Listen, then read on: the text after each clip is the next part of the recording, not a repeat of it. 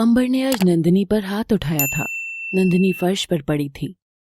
तुमको शादी करके आ लाया हूं, बीवी बनाकर, मगर मेरी मां से तुम ऐसे बर्ताव करो, इसकी मंजूरी मैं कभी नहीं दूंगा।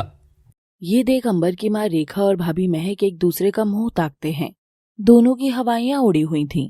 नंदिनी रोते हुए कमरे में चली जाती है और अंबर क्रोध में बाहर। मॉम, इन्होंने तो सच में ही शादी कर ली है, वरना ऐसा झगड़ा तो पति पत्नी के सिवा किसी और का नहीं हो सकता। थोड़ी देर पहले। मॉम, एक काम वाली बाई से अचानक अंबर का शादी कर लेना, मुझे कुछ पच नहीं रहा। कहीं इसके पीछे रीजन ये तो नहीं कि उसे ओबेरॉय की लड़की से शादी न करनी पड़े? अगर ऐसा है तो अंबर की इस बचकानी हरकत में मैं कभी नहीं फंसूंगी। अंबर चुपके से ये बात सुन रहा था। ओह, तो मॉम और भाभी को मेरी शादी पर विश्वास नहीं है, मगर मुझे विश्वास तो दिलाना ही पड़ेगा। और अंबर नंदिनी को जाकर सब बता देता है। अब तुमने सब प्लान कर लिया है तो तुम ही बताओ क्या करें। जाली मैरिज सर्टिफिकेट दिखा दें क्या? तुम इन फर्जीपन से कब ऊपर उठोगे अंबर? पति पत्नी किसी सर्टिफिकेट से नहीं बल्कि हाव भाव से साबित होते हैं। अगर तुमको सचमुच इस नाटक को असली दिखाना है तो आज जब घर में तमाशा हो तो तुम अपनी बीवी को जोरदार चाटा लगाना। घर का कलेश पति पत्नी होने का सबसे बड़ा सबूत होगा। और नंदिनी अंबर को नाटक के लिए मना लेती है और अंबर उसे तमाचा लगा देता है। नंदिनी, आई एम सॉरी, मैं ये नहीं चाहता था, आखिर तुम मेरी पत्नी हो। नाटक तो नाटक ही लो अंबर, इस थप्पड़ को भी, मेरे आंसू को भी, और मैं तुम्हारी हूँ इस बात को भी। सब बात को नाटक मान लूंगा, मगर उस दर्द को कैसे झुठला दूं जो दर्द इन हाथों ने तुम्हें दिया है? क्यों क्यों क्यों? अंबर अपने हाथ को दरवाजे के बीच लाकर जोर जोर से मारने लगता है। अंबर, ये क्या कर रहे हो? पागल हो क्या? नहीं नंदिनी, मत रोको मुझे। इस हाथ ने तुम्हें तकलीफ दी है। रक्षक था ना तुम्हारा, तो भक्षक वाली काम कैसे कर दिए मैंने? मगर नंदिनी अंबर का हाथ खींचकर उसे बिस्तर पर बिठाती है। उसके हाथ से खून बह रहा था। ओहो, क्या कर लिया ये खुद को? कितना खून बह रहा है? ऐसे करोगे मेरी रक्षा? एक नाटक था बाबा, हो गया। मार दिया ना थप्पड़, कर दिया ना साबित कि हम पति पत्नी ही है। अब बस बात खत्म ना। पर आई एम सॉरी ना, आई एम सॉरी नंदिनी। वरना जो बैंडेज हाथ पर लगाई वो होठों पर लगा दूंगी। नंदिनी अंबर एक दूसरे की आंखों में खोने से लगते हैं कि तभी नंदिनी होश में आती है। नहीं, ये मैं क्या कर रही हूँ? संभाल खुद को नंदिनी, काबू रख खुद पर। तुम क्या हो अंबर? मैं तुम्हें समझ क्यों नहीं पा रही? एक हत्यारा इतना नरम दिल होने का नाटक कर रहा है, या क्या ये सच में तुम ही हो? अब जब ये बाई बहू बन ही गई है तो इसका सेवा पानी का बंदोबस्त भी करा ही देना चाहिए। क्या बोलती है बड़ी बहू? और क्या मॉम, सेवा तो बनती है। रेखा महक के साथ अंबर और नंदिनी को एक प्राचीन और बड़े मंदिर में लेकर जाती है जहाँ भयंकर भीड़ लग रही थी। नंदिनी चलो, तुमको प्राचीन मंदिर घुमा लाऊं और ये पावन भूमि हमारे रिश्ते की मिसाल बनेगा। अंबर नंदिनी बाहों में बाहें डालकर रेखा और महक के आगे निकलते हैं तो वो थोड़ा चिढ़ जाती हैं। बस शो ऑफ फालतू का। दिलाया गधी पर तो मंदिर में कौन सी अप्सरा मिलेगी तुझे? जा महक, तू पंडित जी से पूजा सामग्री का टोकन लिया। महक टोकन ले आती है और सामग्री जब बटती है तो आखिर में एक टोकरी बचती है तो रेखा टोकरी पर हाथ मारती है, मगर तभी भीड़ से एक और बड़ा सा हाथ आकर आधी टोकरी जकड़ लेता है। अरे अरे, ये क्या बदतमीजी है? बदतमीजी तो तू कर रही है, ये मेरी टोकरी है। ऐसे कैसे तेरी टोकरी है? मेरी टोकरी है ये। रेखा जिस औरत से लड़ रही थी वो कोई और नहीं, नंदिनी की सास ही थी। यानी असली की सास और नकली की सास में फाइट होने जा रही थी। एक मिनट, आखिरी टोकन श्रीमती रेखा जी का है। हाँ, तो मैं रेखा हूँ, रेखा कपूर। मैं भी रेखा हूँ, रेखा रानी। कौन सी रानी? नौकरानी? रेखा कपूर ने जिस चीज पर हाथ रख दिया वो बस उसकी है। अच्छा, तो ये मंदिर तू बना कर गई थी कि तेरा बाप, जो यहाँ की भक्ति को चीज बोलती है तू? हाथ हटा। अब रेखा आपस में भिड़ गई थी। बोले तो दोनों रेखा आमने सामने खड़ी थी। उनकी चिल्लम चिल्ली से भीड़ आ गई थी। अंबर को भी आवाज आती है तो वो नंदिनी को लेकर बाहर की ओर आता ही है कि नंदिनी अपनी सास का चेहरा देख लेती है और वो दीवार के पीछे हो जाती है। अरे क्या हुआ? हमें मॉम के पास जाना होगा। नहीं, मैं वहाँ नहीं जा सकती। मेरा मतलब है, लड़ाई झगड़े से मेरा दिल बैठता है और तुम्हारा वो थप्पड़ भी याद आता है। यार नंदिनी, मैं कितनी बार सॉरी बोला, तुम भी बार बार याद दिलाकर मुझे गिल्ट में डाल देती हो।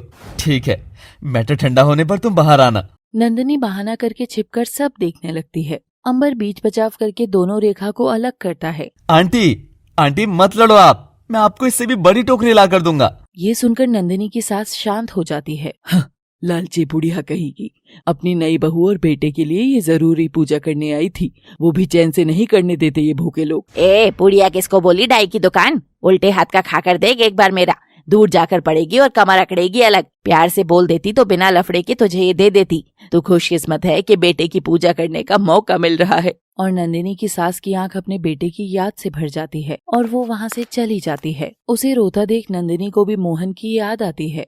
मैं कहाँ हूँ, किस मझधार में बह रही हूँ, कुछ नहीं पता मोहन, तुम देख रहे हो ना सब। वो चली गई, लफड़ा शांत। चलो तुम, 1 मिनट। हे नंदिनी, तुम्हारी आंख में आंसू? सॉरी बाबा उस थप्पड़ के लिए। लो तुम मुझे 10 मार लो।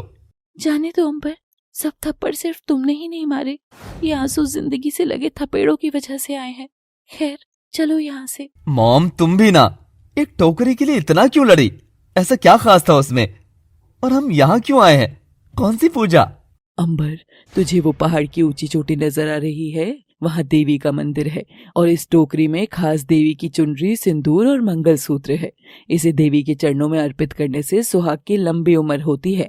ये मैंने तेरे डैड के लिए किया था और महक ने तरुण के लिए, तो अब बारी नंदिनी की है। अंबर पहाड़ी की ओर झांक कर देखता है तो वो इतनी ऊंची थी कि वहां तक जाते जाते इंसान मर ही जाए। ऊपर से चिलकता तेज सूरज। उफ, वहाँ? नो वे। अरे बस 1008 ही तो सीढ़ियाँ है। झाड़ू कटका करने वाली बाई के लिए ये सीढ़ियाँ चढ़ने में कौन सी बड़ी बात है, और अपने सुहाग के लिए इतना तो कर ही सकती है। नंदिनी रेखा का हर ताना समझ रही थी पर वो कुछ नहीं बोलती है। बस मॉम। हाँ बाबा, नहीं बोलूंगी बाई, पहले ये कदम आगे तो बढ़ाए। क्यों बाई, आई मीन बहू, डर गई क्या? मॉम देखो बात ये है कि। नंदिनी अंबर का हाथ थामकर उसे रोक देती है और चढ़ाई वाली जगह जाकर खड़ी हो जाती है। नंदिनी नहीं, तुम ऐसा कुछ नहीं करोगी। मैंने ये सब तुम्हें महफूज रखने के लिए किया है, ना कि तुमको यूं टॉर्चर करने के लिए। ये मॉम ना जाने कब से इतनी धार्मिक हो गई हैं। तुम रहने दोगी बस? क्या बात है मम्मी जी, मंदिर शांदिर, पूजा पूजा, क्या यही सेवा कर रही है आप अपनी बहू की? वैसे ये मंदिर का कैसे पता चला? अरे किट्टी के ग्रुप में किसी ने कहानी लिखकर भेजी थी, बस वहीं से जोड़ तोड़ कर बोल दी। अब चढ़ बाई तू 1008 सीढ़ियाँ, तेरी भी चटनी न बना दी तो। कल तक लंगड़ा कर न चला दिया तुझे तो मैं भी रेखा कपूर नहीं। हे भगवान, ये कैसी दुविधा है। जिसको बर्बाद करने और मारने के मकसद से ये नाटक कर रही हूँ, उसी की लंबी उम्र के लिए तुझ तक कैसे आ जाऊं? रास्ता देखा भगवान। और आखिरकार नंदिनी चुनौती पूरी करने का फैसला लेती है और कदम आगे बढ़ाती है। नंदिनी रुको, नहीं नहीं नंदिनी, मेरी बात तो सुनो। मगर नंदिनी ने सीढ़ियां चढ़ना शुरू कर दिया था और नंदिनी के पांव भी अब सूरज की गर्मी से जलने लग रहे थे। क्या नंदिनी रेखा की इस चुनौती भरी चाल में सफल हो पाएगी? जानने के लिए देखिए कि राय का पति कहानी केवल लव सिटी पर। चिलमिलाती धूप में नंदिनी के होठ अभी से सूखने लगे थे। वो तकरीबन 20 सीढ़ियां तो चढ़ गई थी। जोश जोश में आज तो ये बेटी गई मम्मी जी। अंबर ने पत्थर को छूकर देखा और पाया पत्थर बहुत गर्म था। वो जानता था कि नंदिनी के नाजुक पांव छलनी होने लगेंगे और वो भी अपनी चप्पल निकालकर नंदिनी के पीछे पीछे सीढ़ियां चढ़ने लगता है। मम्मी जी, ये तो अंबर में जा रहा है, रोको इसे, एकदम प्यार में पागल ही हो रहा है आपका बेटा तो। अंबर रुक जा, अंबर अंबर रुक जा, बेटा तेरे नाजुक पाँव छलनी हो जाएंगे।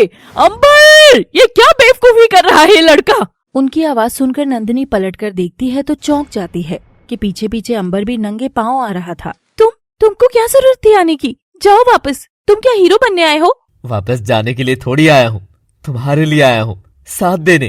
क्या बस पत्नी का हक है कि पति की उम्र के लिए इतना दुख झेले? पति पत्नी की उम्र नहीं बढ़ा सकता?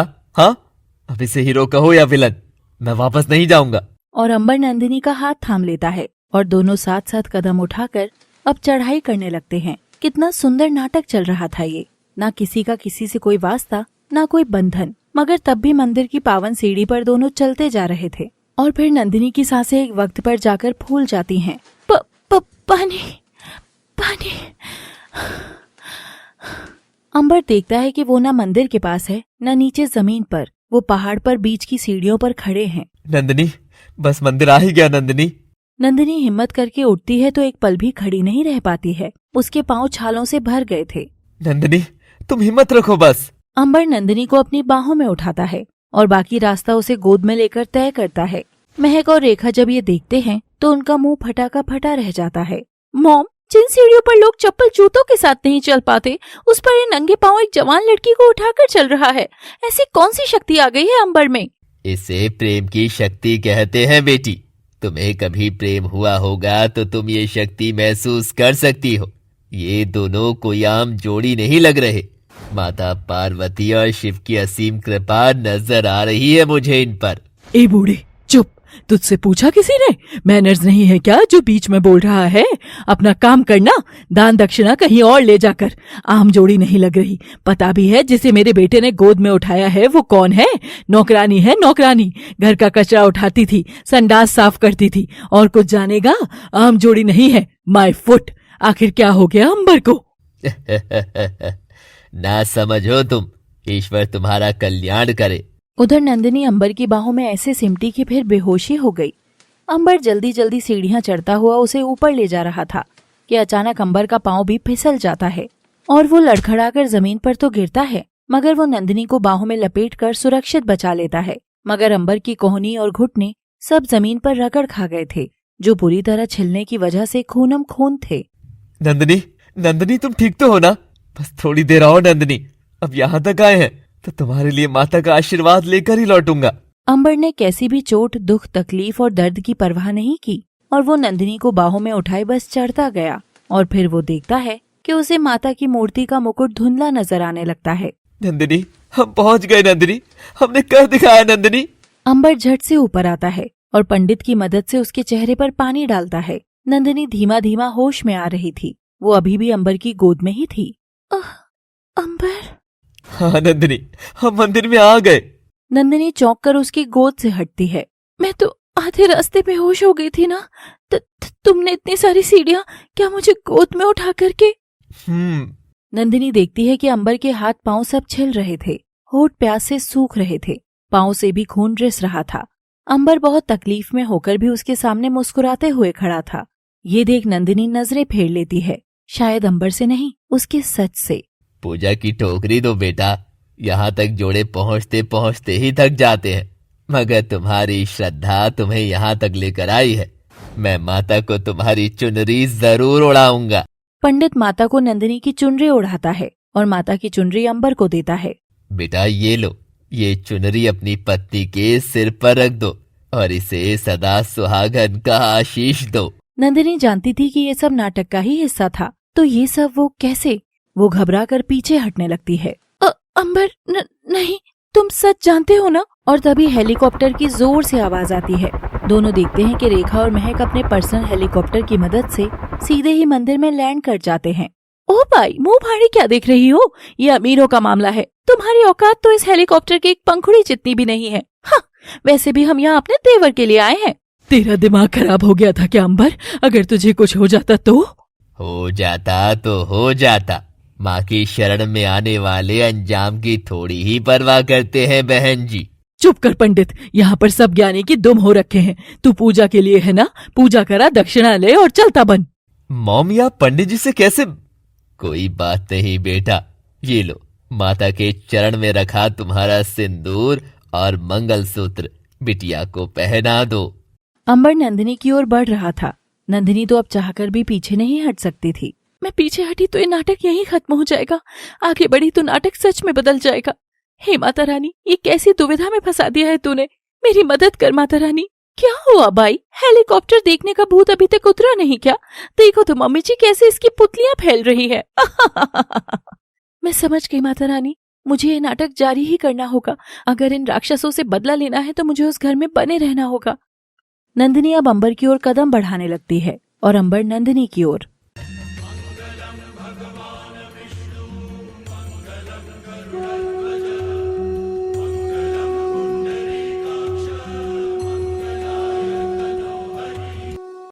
माता के आगे दोनों जन्म जन्म के पति पत्नी हुए। जय हो माता, तेरी जय हो। बिटिया, अब तुम अपने पति के पांव छूकर उसकी उम्र लंबी कर दो और आप उसे सदा सुहागन का आशीष देना। नंदिनी अंबर एक दूसरे की ओर देखते हैं और नंदिनी की आंख नम होने लगती है। मगर महक और रेखा के आगे तो ये करना भी मंजूर था। नंदिनी अंबर के पांव छूने लगती है। अंबर की आंख भी नम थी और अंबर उसे आशीष देता है। सदा सुहागन रहो नंदिनी, सदा मेरी ही सुहागन रहो नंदिनी। नंदिनी उसके चरणों की धूल सिर पर लगाकर जैसे ही उठती है, इस बार अंबर नंदिनी के पांव में गिर जाता है। अंबर, ये क्या? पंडित जी, क्या आशीष बस सुहाग की उम्र लंबी करने का ही होता है? अगर मैं मेरी पत्नी के पांव छूं तो क्या उसकी उम्र भी लंबी हो जाएगी? बोलो पंडित जी, कोई ऐसा मंत्र जो मेरी नंदिनी को मुझसे भी ज्यादा लंबी उम्र दे, और मरूं तो पहले मैं मरूं, इससे मेरी आंखों के आगे कुछ ना हो। नाक ही कटा दी कपूर खानदान की। आज तक खानदान का कोई मर्द किसी औरत के कदमों में नहीं पड़ा। हट, चल महक यहाँ से। पर मम्मी जी, ये दोनों कैसे आएंगे? जैसे आए थे वैसे ही वापस आ जाएंगे। और ये बाई तो मेरे लिए कल मरती थी, आज मरे, मुझे क्या, बाहर में जाने दे। और रही बात अंबर की, तो मेरा बेटा है, इतनी तो जान है कि आ जाएगा। महक और रेखा हेलीकॉप्टर से वापस चले जाते हैं। अंबर अभी तक उसके पाँव में ही था, वो उठ ही नहीं रहा था, जैसे कोई जिद्दी बच्चा मेले में चीज लेने की जिद करता है। अंबर उठो ना, ये क्या बचपना है अंबर?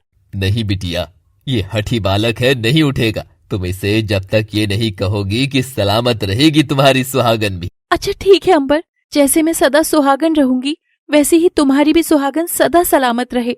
अब उठ जाओ। अंबर नजर ऊपर करके नंदिनी की ओर देखता है। नंदिनी देखती है, उसकी आंखों में इतना दर्द पसरा था कि वो देखने भर से उसमें डूब सकती थी। क्या हुआ?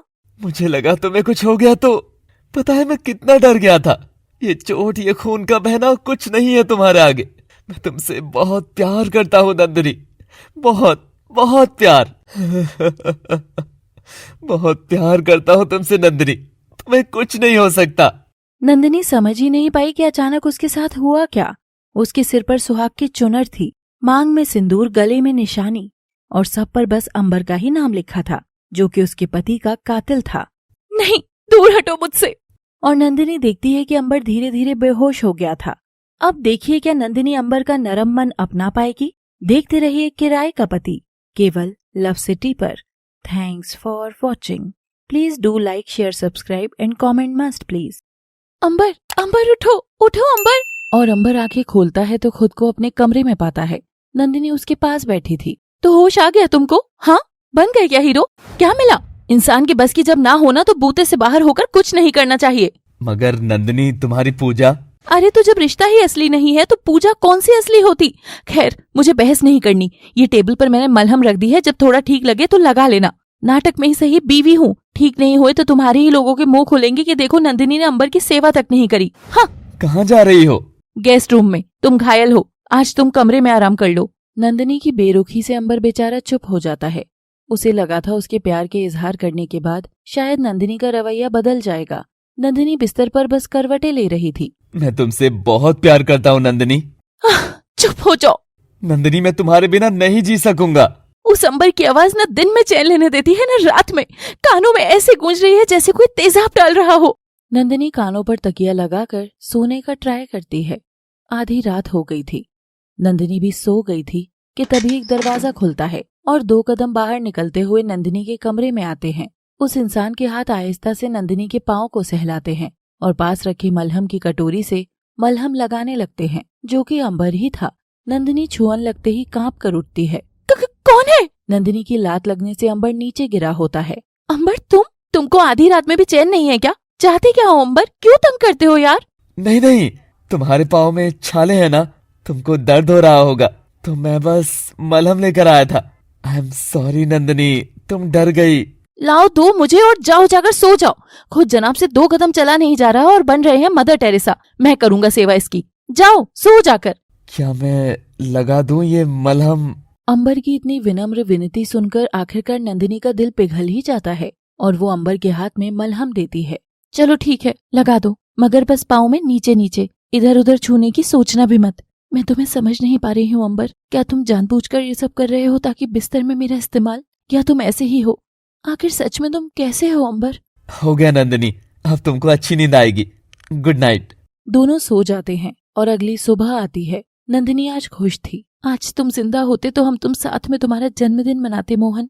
मुझे तुम बहुत याद आते हो। नंदिनी नहा धोकर बाहर आती है तो देखती है कि कमरे में अंबर नहीं था, मगर बिस्तर पर एक नोट रखा था। पूरी अलमारी बस तुम्हारे कपड़ों से सजी हुई है।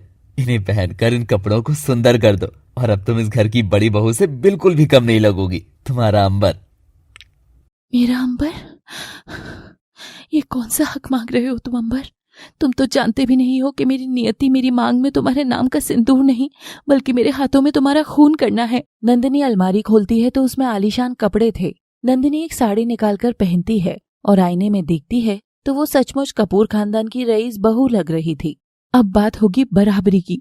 इन सास बहू ने कल जो मुझे तंग किया ना, अब देखना मैं क्या करती हूँ। नंदिनी कमरे से जैसे ही बाहर निकलती है देखती है कि पूरे घर में धुआं धुआं हो रहा था। नंदिनी को कुछ दिखाई भी नहीं दे रहा था। वो 4 कदम आगे ही बढ़ाती है कि 2 हाथ जकड़ते हुए उसे पकड़ते हैं। छोड़ो मुझे, छोड़ो। मैं जानती हूँ तुम कौन हो, छोड़ो मुझे। और जबरदस्ती नंदिनी को एक जगह बैठा दिया जाता है।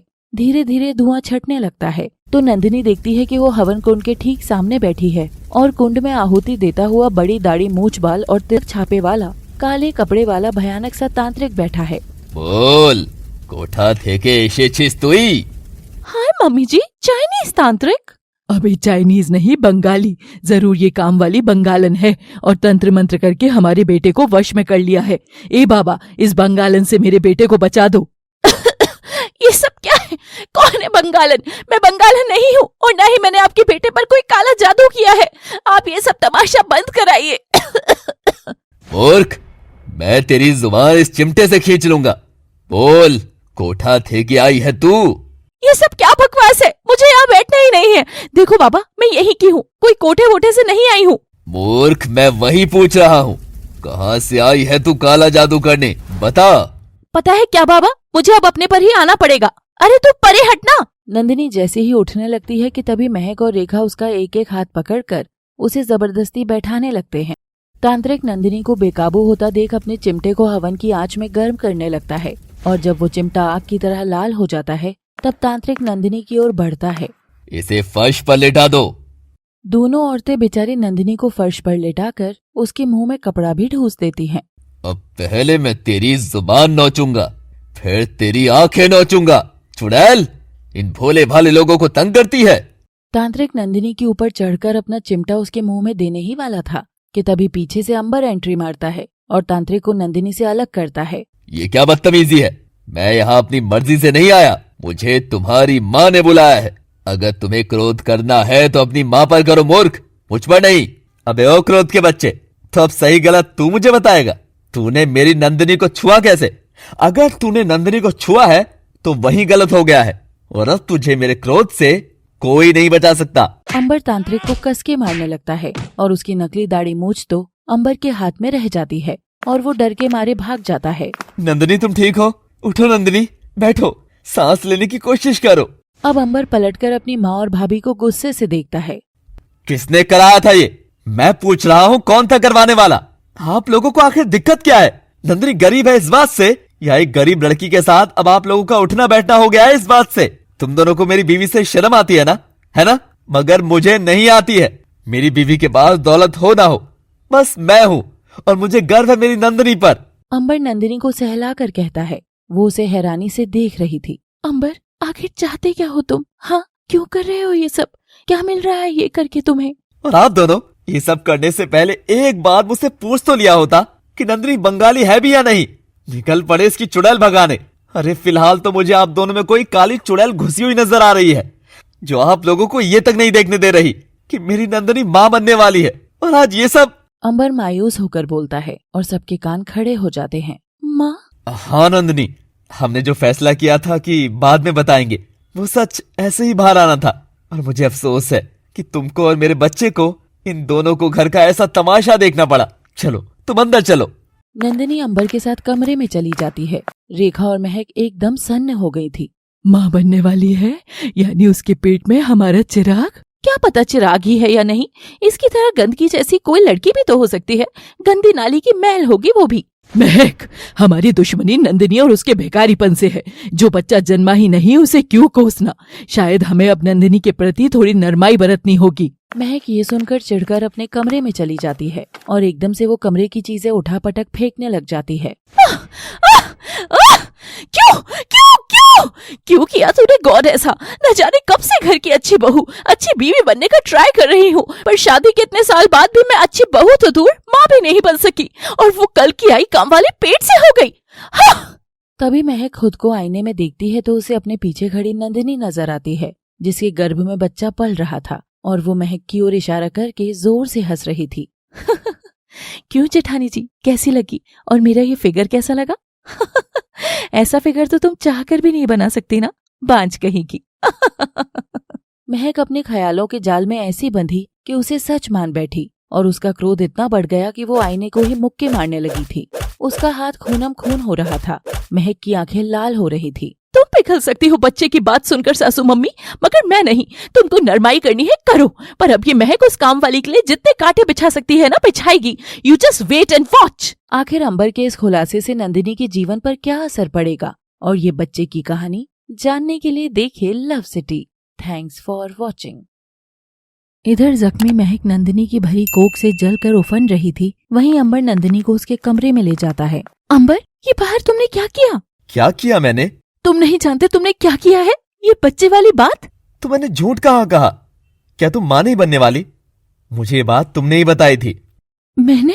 जब नंदिनी भीगी भीगी साड़ी में अंबर संग बारिश में रोमांस कर रही थी, तब वो इतनी मदहोश थी कि उसे ये भी नहीं पता था कि उसने अंबर से क्या कहा। भीगते हुए नंदिनी अंबर के कांधे पर सवार होकर भीतर जाने लगती है कि तभी अंबर का पाँव फिसल जाता है और वो नंदिनी को लेकर वहीं गिर जाता है। अंबर, आराम से ना, तुमको एक जिंदगी का नहीं बल्कि 2 जिंदगियों का बोझ उठाना है। नंदिनी अपने पेट को सहलाकर अंबर को ये बात कहती है। अंबर समझ नहीं पा रहा था कि क्या रिएक्शन दे। तभी नंदिनी अंबर का चेहरा थामती है। बोलो, उठा सकोगे हम दोनों का बोझा तुम? नहीं ना? चल हट छैला पिया। और नंदिनी हंसते हुए बारिश में इठलाकर दौड़ने लगती है। कभी वो हंस रही थी तो कभी सुबक रही थी। अरे कोई नहीं हम दोनों को पाल सकता रे बाबा। हे, तू ना अंदर ही रहना, बच्चे बाहर बिल्कुल मत आना। देख, बाहर बारिश हो रही है, तू भीग जाएगा। अपनी माँ के भीतर ही रहो, समझे? नंदिनी अंदर चलो, मैंने कहा अंदर चलो। नंदिनी अंदर चलो। अंबर नंदिनी का जबरदस्ती हाथ पकड़कर खींच रहा था कि तभी वो हाथ झटक देती है। क्यों पड़े हो मेरे पीछे? आखिर मैं तुम्हारी लगती क्या हूँ अंबर? जाओ ना, अपनी उस छोटी स्कर्ट वाली के पास जाओ। बड़ा चिपकती है ना वो मैडम सुगंधा तुमसे, घर भी आती है तो चिपकती है ना, तो जाओ चिपको उसी से। हाँ। अंबर नंदिनी को अब जबरदस्ती कांधे पर उठाकर कमरे के भीतर ले आता है और कस के पकड़कर सो जाता है। अंबर, बत्तियां मत बंद करना, मुझे अंधेरे में डर लगता है। और हाँ, मेरे सोने के बाद छोड़कर तो नहीं चले जाओगे ना? कभी नहीं, ना तुम्हें ना तुम्हारे इस बच्चे को कभी नहीं छोड़ूंगा। और अंबर नंदिनी को सहलाते हुए उसे निहारता रहता है, बस निहारता रहता है रात भर। इतना सब हो गया और मुझे याद तक नहीं है। मैंने डांस किया, गाना भी गाया। हे राम, कैसी लापरवाह औरत हूँ मैं। लापरवाह हो तुम, जो अपने साथ बेबी को भी तंग करती रहती हो। हे बेबी, तुम अभी मम्मा पाच रहो, पर मैं जल्दी तुमको डैडी पाच बुला लूंगा। हाँ मेरा बेबी। अंबर प्यार में चूर उसके पेट को जैसे ही सहलाने लगता है, नंदिनी के त्योर चढ़ जाते हैं। अंबर, दूर हटो मेरे बच्चे से। ये कैसे अजीब तरह से बात कर रहे हो तुम? कोई छोटे बच्चे हो क्या? अजीब जिद रहती है तुम्हारी।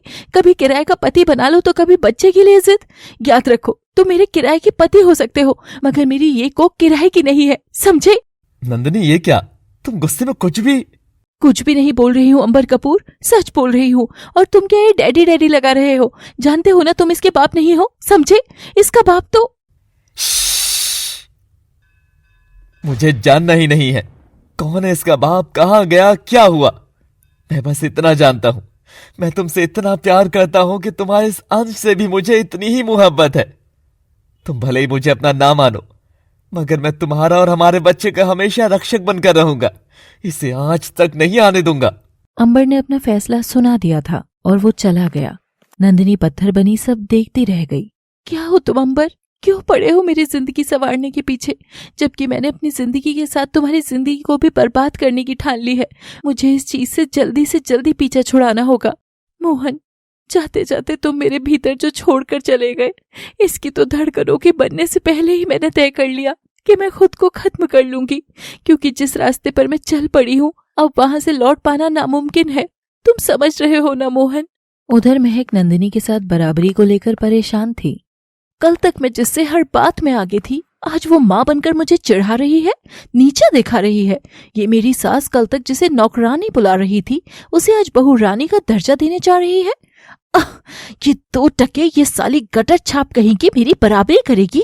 मेरी जूती की धूल भी तुझसे ज्यादा औकात रखती होगी बाई, और तू अपनी जगह शायद भूल गई है ना? महक बाहर आती है तो देखती है कि उसकी सास ने अपनी खास पुश्तैनी हार बाहर निकाल रखा था, जो वो अब नंदिनी को देना चाहती थी। महक ये देखकर लाल पीली होकर रसोई में आती है। ये मेरी सास पोते के आने की खुशी में चहक रही है ना, तो चलो एक काम करती हूँ, मैं वो खुशी ही मिटा देती हूँ। सुना है कच्ची कोख में जरा सा पपीता जाना भी बच्चे के लिए खतरा है। ना बाबा ना, ऐसा खतरा तो बच्चे को कभी भी ना हो।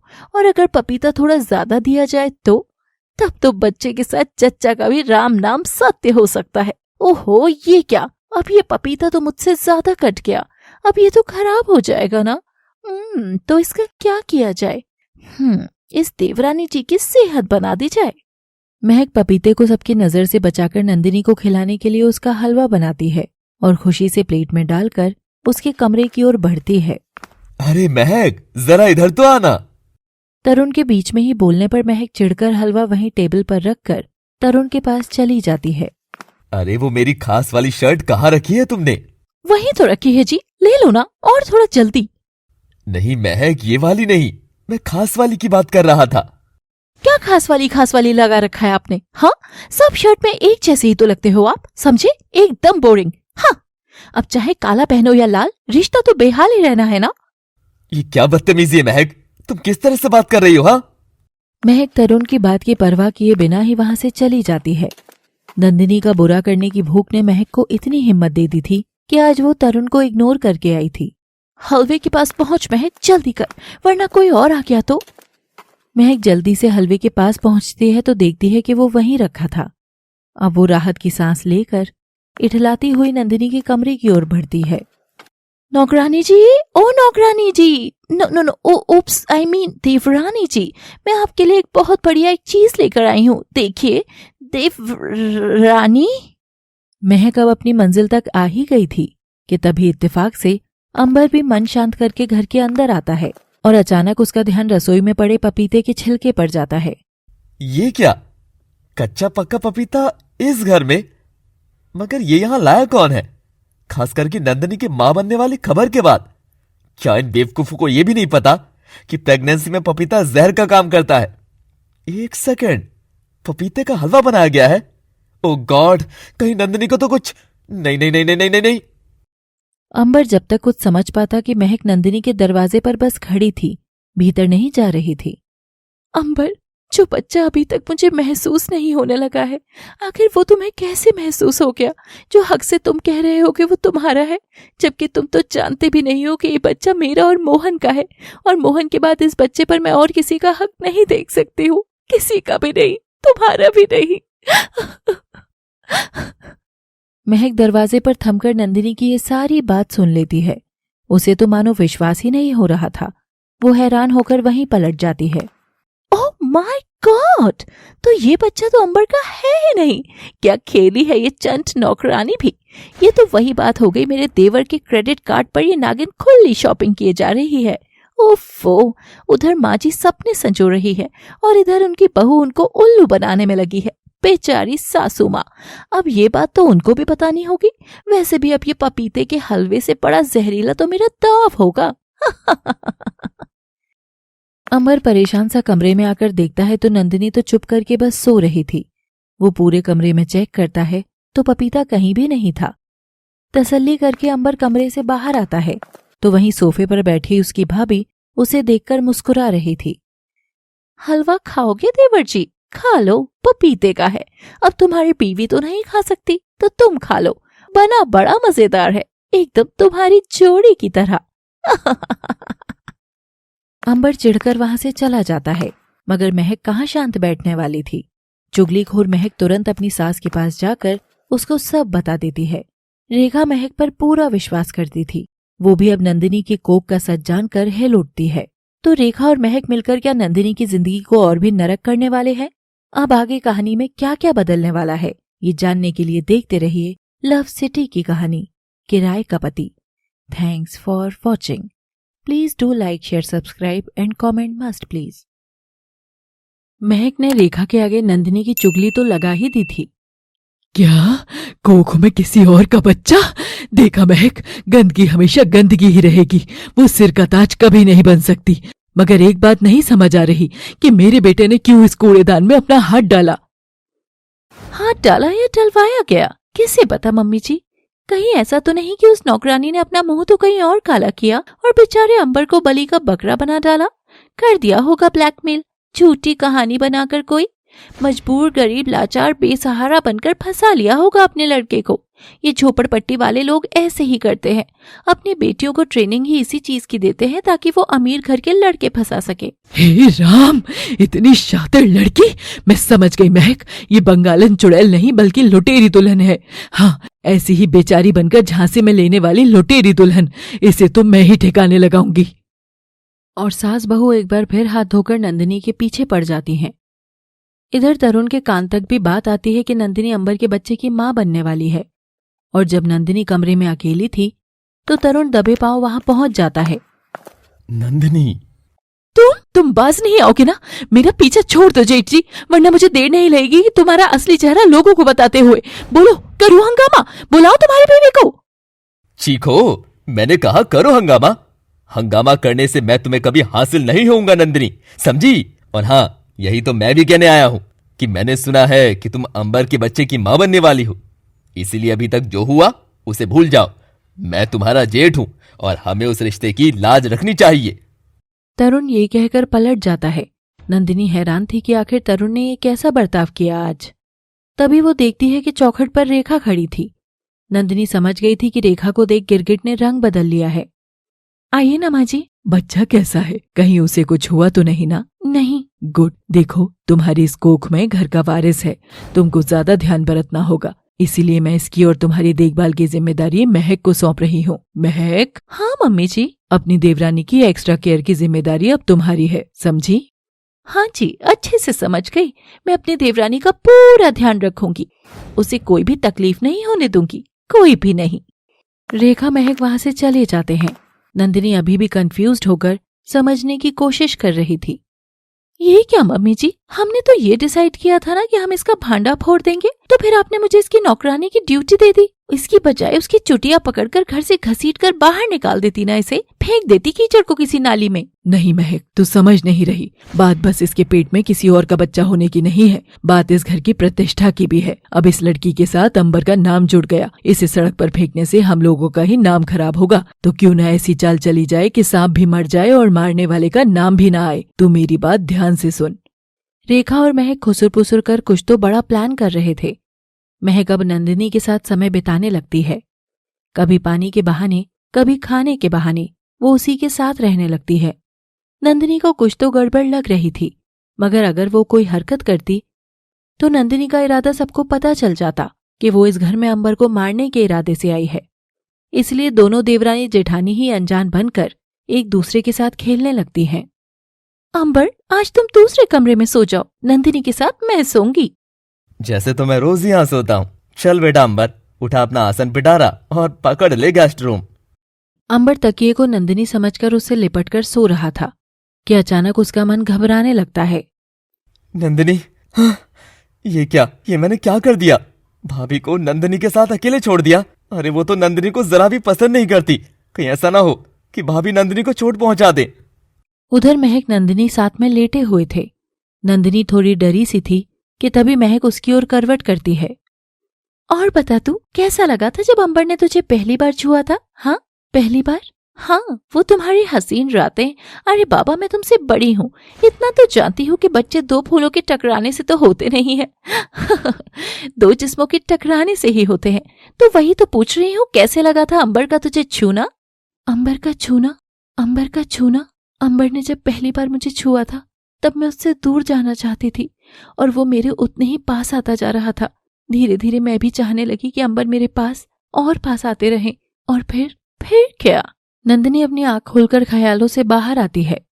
कुछ नहीं, नींद आ रही है। गुड नाइट भाभी। अंबर खिड़की से नंदिनी की बातें सुनकर मुस्कुराकर चला जाता है। अगले दिन नंदिनी आईने के सामने खड़ी होकर अपने पेट की ओर झांकने लगती है। तभी कमरे में महक एंटर करती है। वो उसे ऐसा करता देखती है। अभी नहीं आएगा बाहर, 5 महीने लगते हैं बाहर आने में, अभी बहुत टाइम है। अच्छा भाभी, आपको कैसे पता? क्या आप भी माँ बनी थी? वैसे आपके बच्चे कहाँ हैं? इतना सुनते ही महक के चेहरे पर दुख छा जाता है और वो अपनी अभागन कोक को छूकर देखती है। मैं और माँ? अब अचानक महक के चेहरे के भाव क्रोध में बदल जाते हैं और वो नंदिनी को घूर कर देखती है और नंदिनी के बाल खींचकर उसे घुटनों पर ला देती है। साली कुल्टा, कंजर बस्ती वाली, ज्यादा दोस्ताना नहीं बना रही क्या तू मुझसे? जो मुझे तू मेरी औकात दिखाना चाह रही है? हाँ, जानबूझकर मुझे एहसास दिला रही है कि तू कितनी खुशनसीब और मैं कितनी अभागन हूँ, मगर तेरी औकात मेरी जूती जितनी ही रहेगी, बस जूती जितनी, समझी? भाभी, आप ये क्या? जिसके पर औकात से ज्यादा निकलने लगते हैं, उनके परों को समय समय पर कुतर देना चाहिए। संभालो अपनी धर्मशाला को, हट। महक नंदिनी को धकेल करके वहां से चली जाती है और सीधे तरुण से गुस्से में कहती है, तरुण, बहुत हो गया। शादी के 8 साल बाद भी मेरी कोख सूनी देखकर क्या आपका मन जरा सा भी नहीं दुखता? मुझे बच्चा चाहिए तरुण, बस कैसे भी करके मेरी कोख भर दो। इतना पैसा है हमारे पास, तो हम क्या इसका रास्ता मेडिकल साइंस से नहीं निकाल सकते? क्या हुआ मेरी सोनामणि को? अरे बाबा, बच्चा पैदा करोगी तो ये फिगर ऐसा कैसे रहेगा तुम्हारा? बताओ। देखो तुम्हारी हॉटनेस, कोई कह सकता है भला कि तुम 36 की हो? हाँ स्वीटी, 16 लगती हो एकदम। मगर मुझे माँ बनना है। महक, बार बार एक ही बात पर बहस करना मुझे पसंद नहीं है। अगर इतना ही माँ बनने का शौक है तो क्यों ये बांझ कोख लेकर इस घर में आई हो? अब तुम्हारे बच्चा नहीं हो रहा तो इसमें मेरी क्या गलती है? हाँ? तरुण भी महक को कड़वा सा बोलकर चला गया। महक ये तकलीफ नहीं सह पाई और रोते हुए अपने ही पेट पर वार करने लगती है। क्यों क्यों क्यों क्यों सोने के ताज के साथ एक बांझ औरत का ताज भी मेरे माथे पर सजाया तूने भगवान? सबसे अमीर होकर भी मैं उस 2 कौड़ी की नंदिनी के आगे कितनी गरीब नजर आ रही हूँ। नंदिनी, तुम ठीक तो हो ना? कोई सिंदूर, कोई रिश्ता हमारी औकात नहीं उठा सकता अंबर। ऊंचे लोग समय समय पर हमें कुचलते हुए ही आगे बढ़ते हैं। क्या मेरा कसूर है कि मैं तुम जितनी औकात नहीं रखती? मैं कीचड़ हूँ तभी तुम भी कभी इसके छींटे अपने ऊपर नहीं लगने देते ना। हमेशा चुप ही रह जाते हो, है ना अंबर? किसने कहा तुम औकात नहीं रखती? मेरी बात ध्यान से सुनो नंदिनी, और मेरी आंखों में आंखें मिलाकर एक बात जान लो। मैं भले ही तुम्हारे किराए का पति हूं, बेशक हूं, मगर तुम मेरी पत्नी हो, और जो मेरी पत्नी है उसकी औकात इस दुनिया में सबसे ऊपर है, सबसे, समझी? अंबर नंदिनी को साथ ले जाकर महक के कमरे में ले जाकर खड़ा कर देता है। भाभी, माफी मांगो मेरी बीवी से। अंबर, तुझे पता भी है तू किससे बात कर रहा है? भाभी, आपको पता है आप किससे बदतमीजी कर रही हैं? मेरी पत्नी से। माफी मांगो भाभी। अंबर की आंख का अंगारा देख इस बार महक थोड़ा सा सहम गई। नंदिनी अंबर को ध्यान से देख रही थी। वो उसके लिए सबसे लड़ने को तैयार था। Sorry, by. महक वहां से चली जाती है। अंबर नंदिनी को कमरे में छोड़ देता है। नंदिनी आईने में खुद को देख रही थी, तभी उसे पीछे मोहन खड़ा नजर आता है। मोहन को देख नंदिनी की आंख भर आती है और मोहन पीछे से आकर उसे थाम लेता है। नंदिनी मोहन के चेहरे को थामती है और उसकी यादों को खूब सहलाती है। आ गए ना तुम, अब मैं कहीं नहीं जाने दूंगी आपको, यही रख लूंगी अपने पास। नंदिनी मोहन को अपने आंचल से ढक लेती है और खूब कस कर थामती है। पल भर बाद वो जैसे ही आंचल हटाती है तो देखती है कि वहां मोहन नहीं, अंबर का चेहरा था। I love you Nandini. मैं भी अंबर। और नंदिनी अंबर की बाहों में कस के लगकर नंदिनी अंबर की आंखें और उसका माथा प्यार से चूमने लगती है। उसकी आंखों में आज अंबर के लिए नफरत नहीं, प्यार था। मेरे दिल में जगह खुदा की खाली थी, देखा वहां पे आज तेरा चेहरा है। मैं भटकती हुई सी एक बादल हूँ, जो तेरे आसमां पे आके ठहरा है। क्या ये मिलन इस कहानी का अंत है या ये इश्क भी किराए का है? जानने के लिए आपको आना होगा देखने इस किराए के पति का नया सीजन 2 जल्द ही सिर्फ लव सिटी पर। Thanks for watching.